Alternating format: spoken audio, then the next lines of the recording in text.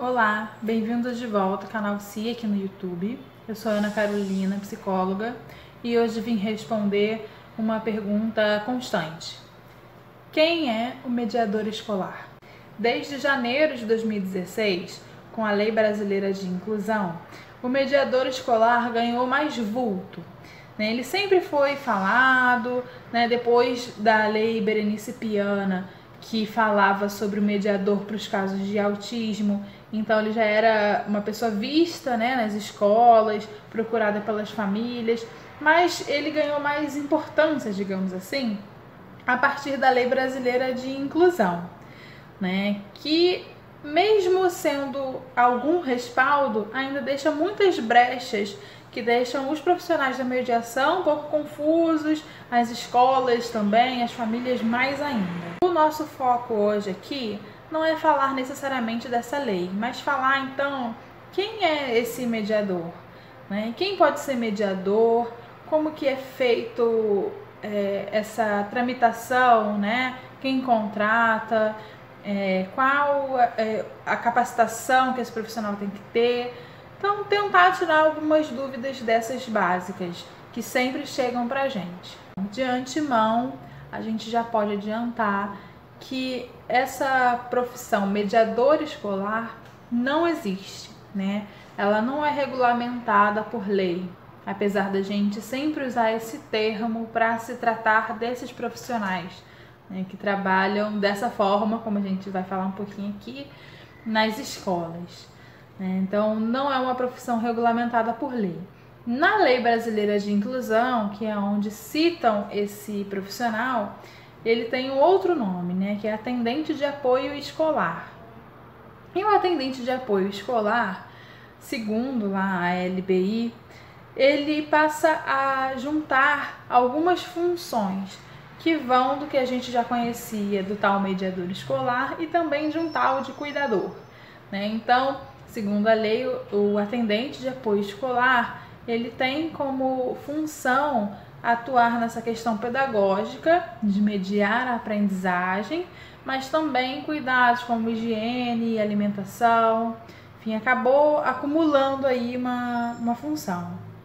Por isso, por não ser regulamentado e por ter acabado acumulando alguns papéis, não tem um profissional específico que vai exercer essa função de atendente de apoio escolar. Não tem uma especificidade da função, da formação desse profissional, tem que ser um pedagogo, ou tem que ser um técnico em enfermagem, ou tem que ser um psicólogo. Não existe, porque não tem uma regulamentação sobre isso.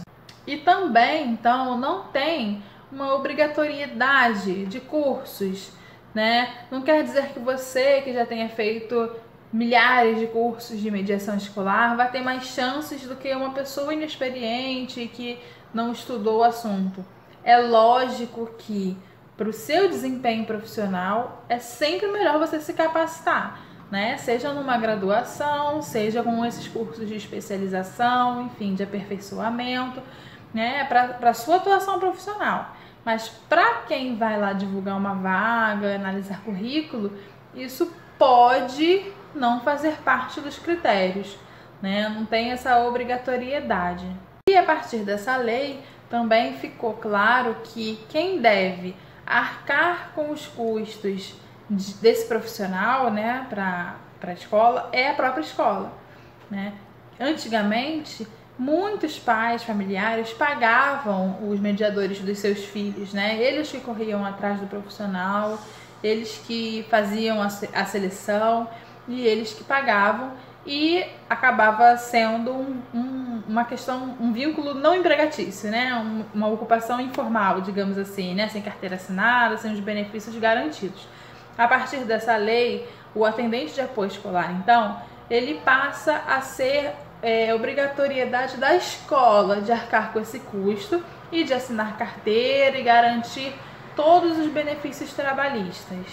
Então, assim, juntando as duas informações que eu passei aqui para vocês, a escola, como vai ser a responsável pela contratação desse profissional, ela acaba podendo escolher o perfil que ela deseja, né? Muitas escolas vão ter perfis rígidos e fixos, né? Vão exigir graduação, pós-graduação, especialização, enfim.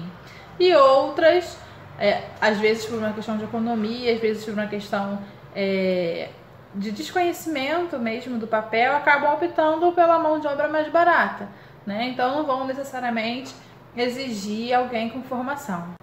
Outro ponto importante a falar é que pela não regulamentação dessa profissão, também não existe um piso salarial, né? Então, a remuneração pelo trabalho acaba sendo de acordo com a realidade financeira daquela instituição. Então, tem escolas que vão pagar um salário legal, né, razoável, tem outras que vão acabar remunerando pouco, né, consideravelmente pouco, digamos assim, né.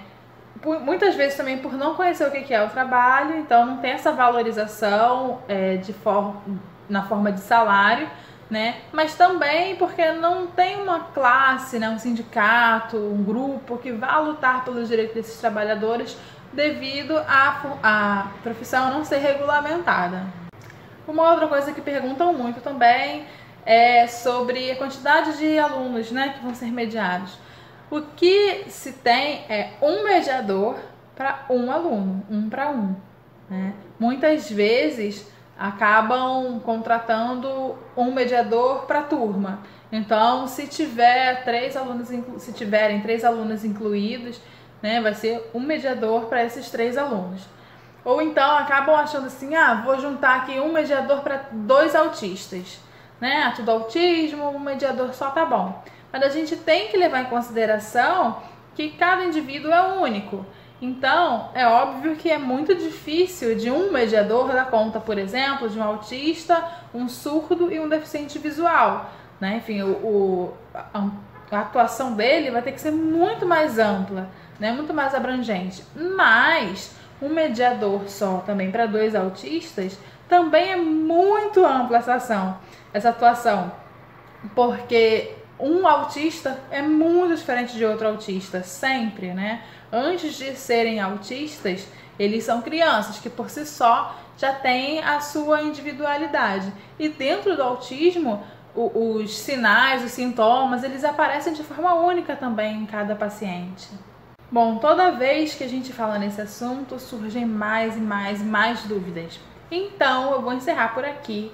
Mas se ficou ainda alguma outra dúvida ou gostaria que eu falasse mais sobre algum ponto já aqui abordado, é só enviar um e-mail aqui para baixo que a gente retorna aqui no outro vídeo para responder, ok? Um beijo e até a próxima!